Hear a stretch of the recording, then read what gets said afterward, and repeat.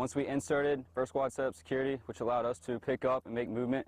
We moved about 400 meters south to link up the rest of our squad, where we then established a blocking position to prevent any enemy from coming in or out. It allows us to come onto foreign soil where we've never been before and practice something that we're completely new to. We don't have the opportunity to rehearse like we do stateside. We also have adjacent companies clearing out other parts of the island as well as doing beach embarkments.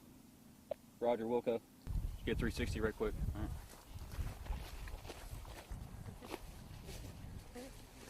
The exercise we're conducting today are blocking positions in order to seize Orote Airfield. We're going to be using Orote Airfield for follow-on operations for the 31st MEU.